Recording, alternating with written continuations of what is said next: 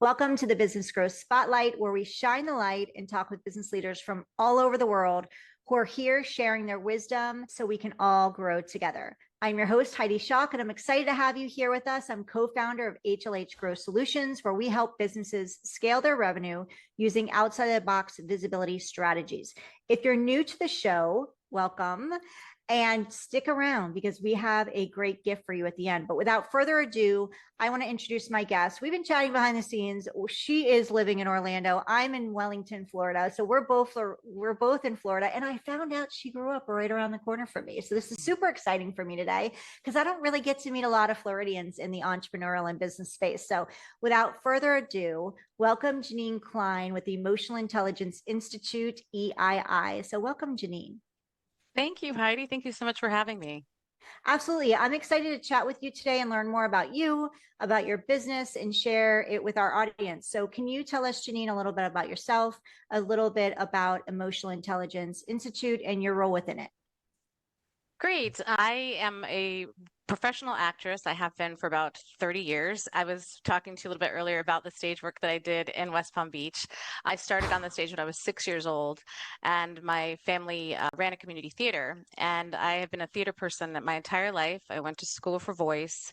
I really used the arts to give me a creative voice and have expression growing up. And it really was a safety net for me. So I toured all over the world. I've done, off Broadway. I had these great experiences as a performer. And when I was at UCF, I saw avatars being used by performers in live time to deal with difficult situations and conversations. And it blew my mind. I was like, this is a place to put your empathy, your talent, and help a world that doesn't normally get to have rehearsals. Be able to rehearse. So I fell in love with this idea. I found the people that were using the technology. I worked for a university that was using the technology. I decided to find my own technology and create my own version of this during the pandemic because I knew a lot of actors that needed work. Disney was furloughed. There was a lot of people. Broadway was furloughed. Everything was dark. And I was like, I finally have the ability to get some talent, like real talent in here. And it was a time where they needed the work. And it's just grown with the military, especially for 5 years. And it just keeps growing. Thank you for sharing that. And I just found out something else about you. You graduated from UCF?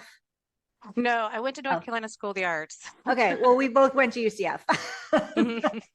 At some point in our life. Yeah, exactly. And you're back in Orlando. So I know the area very, very well. Yeah. So your journey from performing arts to leading an emotional intelligence training company is definitely unconventional. But before we get into that, though, can you tell us what the meaning behind the name of your company is? Emotional Intelligence Institute, we were really obsessed with the idea of EQ, emotional intelligence, and the correlation and how similar it is to the world of improvisation.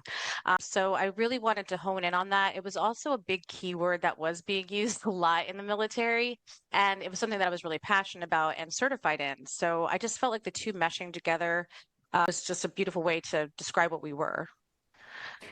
Can you share with us what experiences, because you were in acting, and now you're in entrepreneurship. So what experiences in acting prepared you for stepping into starting this business and in entrepreneurship? And how did you make that pivot? Do you know what's really strange? I remember talking to some people because the Air Force was like, you really need to get a company. You're one person right now, you're LLC. You need to start believing that you can do this. And I was talking to different people that I'd meet and I'd be like, what? I can do this. Why can't I do this? Why don't I believe enough of myself? I'm an actor. I think a lot of entrepreneurs are actors. I think you have to learn how to be around different people. Why can't I use that to my advantage? So when I saw other people doing it, I started getting the feel of like, okay, there's no reason why I can't accomplish this. And I just went in and did it. And it's all intuition based. A lot of it, when you're starting, you don't know what you're doing. I'm reading books. I'm listening to Audible. I'm like, help. I'm getting advisors. I think one thing that was really smart was really early on, I knew where my limitations were. And I was like, I got the right people to help. And that was mandatory for us to succeed. I love that you just brought up a little bit about fear because we don't talk a lot about that on this podcast. We talk more about, the check the boxes, the things to do and all of that. But You moving from acting into entrepreneurship, like you just touched on, has to do with like believing in yourself, a little moving through the fear. So for those listening and we have an audience of founders, executives, leaders, but they are all in different stages of growth of their business. So no matter where we are, I think whenever we're moving into a new level, whether it's starting or whether we're growing and we're hitting that next level we've never been into before, that fear creeps in. So can you share just from your experience some like advice that you would give for people that are feeling that they have that fear creeping up and how you move through it? Well, it's such an interesting question because there's fear like throughout the whole experience, right? When you first start, I was so fearful and a little bit paranoid, I'm not going to lie, about someone taking my idea. And I was living like in a lot of emotions and not maybe regulating them enough. And I'm working for an emotional intelligence company. I'm supposed to be able to do that. So the fear was there from the very start with that. I think, but you have to conquer that. And I think being able to play these characters help because I was like, how would you approach this if you were a character? How would you be? How would you act? And I used the acting experience in order to sort of act my way through, still being truthful to who I am, but just giving me that extra confidence that I needed to get through. And then when you do reach those ceilings, I never had fear of saying like, this is beyond me. It took me a couple years. I'm not going to lie. I say that. And it took a little time to let go of control, to trust that people were not there to hurt or take or whatever it is that you get so in your head about. But when I got past that fear and I started asking for advice and then learning how to delegate, a lot of that was alleviated. And I think the acting actually did really help that. Yeah, I have to say, I was starting to, when we were talking a little bit behind the scenes, I was starting to share with you, and then we were like, okay, let's go, let's start, let's record. But I remember I was telling you, like, when I first stepped on stage, probably when I was 35 years old, and I always wanted to, like, my mom would take me to the theater and music, and even those musicals. Grease is my favorite movie of all time. Anything that has to do with me, and I would just stare at everybody with my mouth open, being like, "Oh my God, that's magical!" And I just want to be up there. And then when I finally got to be on stage, and my husband at the time, like when we were married, he couldn't believe I didn't have children at the time, but I was extremely shy. And my mom was like, you should audition for the show. And I'm like, no, those actors are amazing. She's like, they're all volunteers. And I'm like, no, they're not. They're professionals. She's like, no, they're not. And it was open call. So I went and I auditioned, and it was amazing. Like as soon as I stepped on that page and I opened that script, it was like, boom. And even my husband at the time was like, I cannot believe who you transformed into. And I think I love that I'm having this conversation with you because yes, we get to be authentically us when we're showing up in business. That's a must. And we get to hold on to integrity and being honest and truthful. But at the same time, we get to have a little fun. And if you need to move into fear by stepping into this character that is you, but maybe it's just like a persona, like what they say about Beyonce. Beyonce has this persona. Her name is Sasha Fierce. And when she walks on that stage, she becomes Sasha Fierce. She's not Beyonce anymore.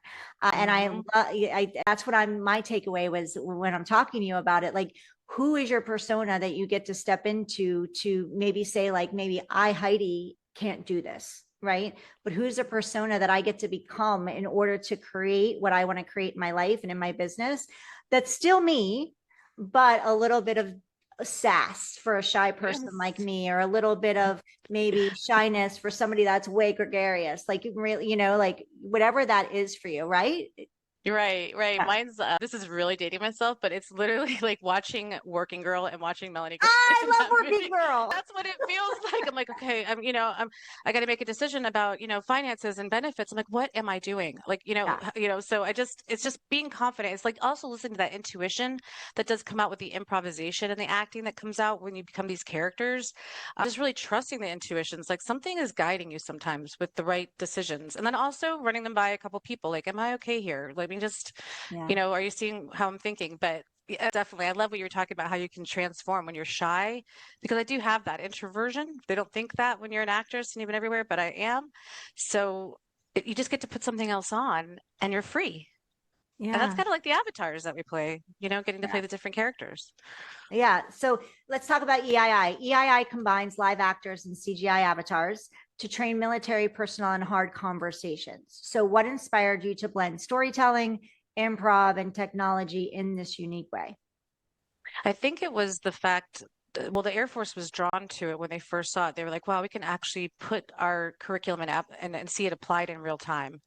And then since that's happened, they've had storytelling workshops. They let us teach improv. They brought the creative arts over into that world. So that has been an incredible journey. It's such a strange mixture of two worlds that normally don't collide, and I think that's why it's so successful. It was such a strange avenue for them.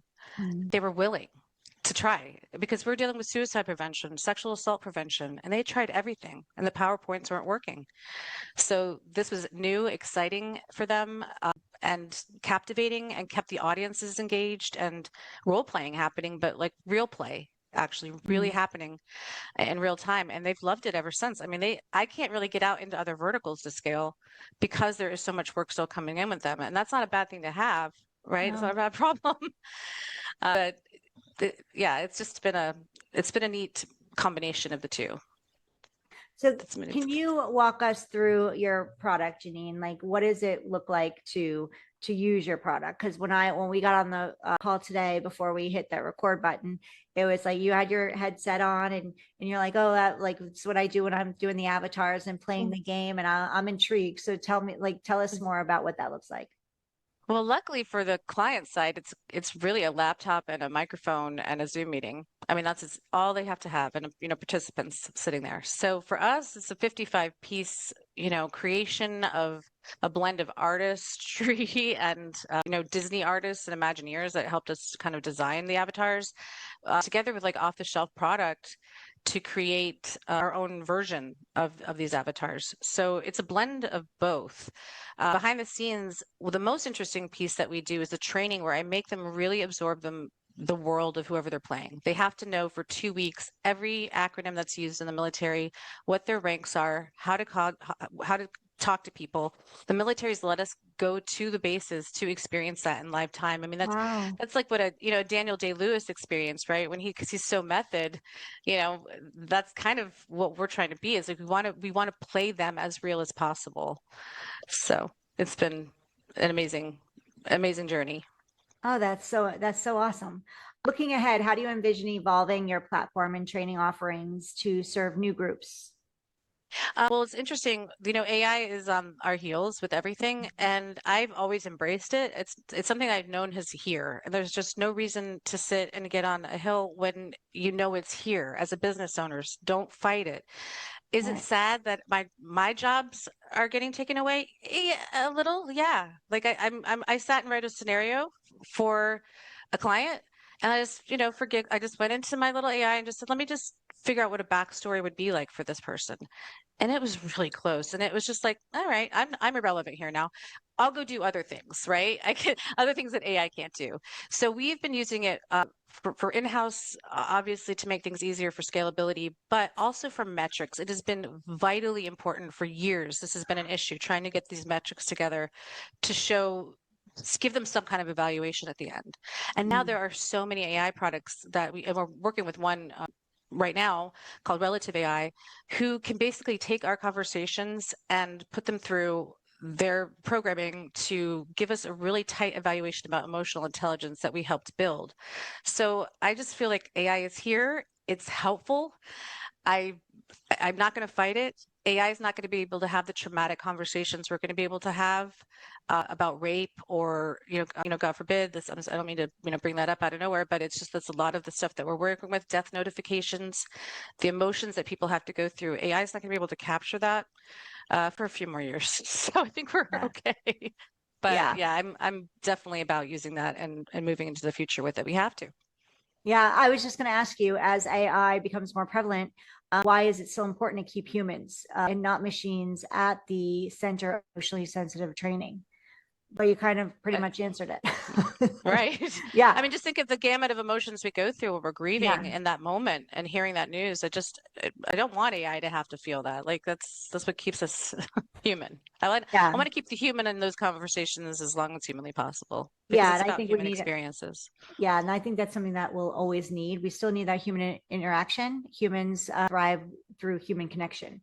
And Mhm. I don't think AI can ever take that place. Hopefully not, anyway. Not yet. We got a few years. Yeah. Uh, so let's talk about growth a little bit. You've had your business, you're growing it, it's evolving. You've talked about AI, and we're all seeing AI and how fast it's evolving. Just from 6 months ago, it's changed a lot. So what are some of the challenges you've had in growing your company, and how did you overcome them? Well, luckily, like I said, I had started with a big group of actors during the pandemic. I had a Mhm. bunch of them that were available and could work part-time and could pick this up for side work. And that's been extremely helpful. We've had to actually scale down because one of the contracts did have a diversity slant that we had. So I had to do that piece. That hurt my soul inside. I had worked for 5 years on this unconscious bias work and it was just gone. But you know what? You got to pivot, right? You got to move. You got to keep going. You got to go with your other contracts and keep things moving. So scaling wise, because of that little hurdle, I've had to cut back. But with the team that I have now, I know that we can move forward. I've hired different like growth officers and folks that have done that before. I have not. So I'm working with them to like really scale this the right way with the right people. And, it's obviously going to probably be next sales because that's how you scale. Yeah. And you said you've had challenge with well, you haven't had a need to really, grow your vertical, because you're very needed in the space you're in and it's still evolving. So how are you staying in the forefront? I'm sure you have competitors in your space in the military arena. How are you staying in front of them, like visibility wise? What's working for you? What have you tried that hasn't worked for you, as far as like, is it social media? Is it paid advertising? Is it other things? You're obviously doing podcasts, so that's good. What other avenues have you used that have worked, and on the flip side have not?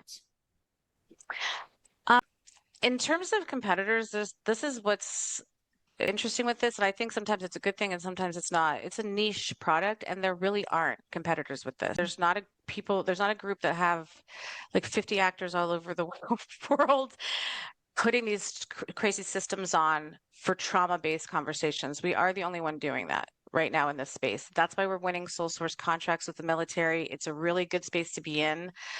But how does that go into different verticals into corporate world? Are they having to have these kinds of talks with people? No. So there are probably products out there that are more, I think, AI based for those conversations. I've seen a lot of that, but I really haven't seen too many people in this space. It's a weird world. It's a strange world of tech, a little bit of tech and improv actors. So Yeah. a lot of people don't have that in their back pocket. So we're lucky in that Yeah. sense. Well, awesome. What's next for you all, Janine? Like, over the next 12 months? What are your big goals? Well, I'm really excited to branch into all DoD. Now, Navy and different places are starting to pay a little more attention to the suicide issues that are very prevalent in those. So I started this with suicide, just prevention and postvention in mind, like just because of my own life. So I would like to be working with all DoD in terms of suicide prevention and assault prevention and harassment prevention. Moving outside into other verticals, like I have these just dreams of where this could be, but would it financially be beneficial? And I have like this, tug of that. But a dream would have a nonprofit division of this. So I could be really affecting like schools and places that maybe don't have as much, in their budget. I would love to have an avatar, in a media center where a person that's new to school, maybe a little bit lonely, has somebody that they can talk to that's there as a peer for them, just as somebody that can be a supportive listener. I really want to work with this for like the elderly and keep them company because they get very lonely and people don't visit. And I just think there's a lot of like spaces for this. It's really infinite. But where my heart is pretty much in the nonprofit world. So that's my goal for this year is to have that division created under EII. Yeah. Well, if I could give you a magic wand and you could take away one challenge that you're having right now that could hold you back from what you just shared with us that you want to create, what would that be, and why, that you'd want to go poof on to make disappear? Oh, I think I would love simpler tech. I think that we have a very I wouldn't call it like scalable yet in terms of my tech. It's not. Like if I'm being very honest with you, I know there's other things out there. I'd like to build my own platform of this. It has to do with, money and maintenance. But that's the one thing that I would that hinders us a little bit, where I have to have two people on a call for it instead of one, because I want to make sure the tech works. And that would be the area. Awesome. Well, what can we do to support you? I love what your mission is. Well, first of all, before we go into that, can you tell us how to connect with you, how to learn more about your company for our listeners who are just like, oh my gosh, I love what you're doing, Janine. I want to learn more. How can they reach out? My email address is the best way to reach out. The website also has a contact info, eieq.com, Janine at eieq.com, and I am on LinkedIn under EII. Please reach out to me if anyone is interested in this and learning more. It's my passion project, so I'd love to share it. Yeah, I can see how passionate you are and how lit up you are over it, and it makes me light up over Get back on that you're stage. creating. Yeah.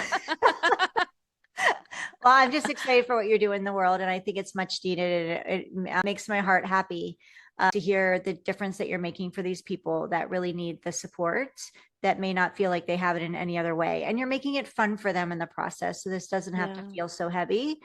And you have a team of people that are humans that are supporting them in the process. So I think it's phenomenal what you're doing. And so if we can do anything to support you in any way, please let us know. We're building a network of people, whether it's you need funding or whatever it is. Like if I can connect you in any way, please let us know. And for those of you listening, if you're watching us on YouTube right now, thank you for watching Janine and I. We appreciate you. We're in gratitude for you. Two things: leave a comment below, say hi to Janine, let her know that you're hearing her from her here. Go connect with her. You can go to it's eieq.com, correct? eieq.com. Go connect with Janine on LinkedIn. We have all of her links in our show notes. So if you're driving and you're like rushing to try and find a piece of paper, because I know you are, don't do that. Stay safe. Know that it's in the show notes and come back and grab it. But it's very simple, eieq.com. It's even fun. Make it a song. And then hit that subscribe button, because there's a button on YouTube. If you haven't seen it before, it says the word subscribe. We'd love for you to click on that and become part of our YouTube community. The reason is it's not for us. It's actually so we can support our guests like Janine today. They're spending time with us, sharing what they're doing and what they're creating in the world. Also, the reason we started this podcast is because we heard the stat that over 90% of businesses fail within the first 5 years. And so we're bringing in guests who are growing their company. They've sustained their business. Yes, do they have challenges? Absolutely. But they overcome them and they're moving forward, and they're willing to take time to share how they're doing it with you. So you don't have to be part of that statistic. We want to flip that number. If you're listening to us on your favorite podcast platform, thank you. If you can leave a review and you can leave the 5 stars, we'd really appreciate it. That allows the platforms to push out our podcast to more people so they can hear Janine and learn more about EII. If you know of somebody that could use support through EII, please share this. This is a really important mission that she's created, and a business in the way they're supporting people. And the company is Emotional Intelligence Institute, which is also which is EII. Please share this with people that you think could benefit from their gaming and from their platform, and share this with as many people as you can, because people in the military, they need support and we don't always know how to give it to them. So whether you think they need it or not, it's amazing. Just share Janine and the company. Janine, I promised y'all a gift, so I'm going to give that. I'm going to get off my rambling horse right now. But I promised you a gift, so I'm going to give it to you. If you're looking to grow your business and get more visible, get out there. Janine shared what's working for her. She's awesome, like an awesome niche. But she's also doing magic in the world for that niche. If you're looking to grow your visibility and you've tried things and it just doesn't seem to be working for you, then go ahead and grab our Spotlight to Scale blueprint. You can go to spotlighttoscale.com/blueprint, grab it for free. It's yours. And that's it on that end. So Janine, can you share with us anything that we didn't get to touch on today, and anything you'd like to say that I didn't ask you or we didn't touch on before we wrap up and I let you go, because I've taken up a lot of your time? No, I think I just don't live in fear. Just keep going, right? Yeah. And if you fail, it's all right. But I think a lot of people that listen on here probably know that. That is how we learn. So yeah, absolutely. And make it fun. That's what I think that I'm taking away from the platform you've created is, yes, you're talking into some pretty heavy topics, right? And you're supporting people in heavy ways, but you're making it where they can have some fun around it and feel a little more comfortable with navigating that. Yes, absolutely. Yeah. So thank you for being here. Thank you for taking Thank you so time, and much. thank you for all you're doing. And if there's anything we can do for you in the future, please don't hesitate to let us know. Thank you all for listening to Janine and I today. Go make sure you check her out, eiieq.com. Go find her on LinkedIn. And I look forward to seeing you on the next episode of the Business Growth Spotlights.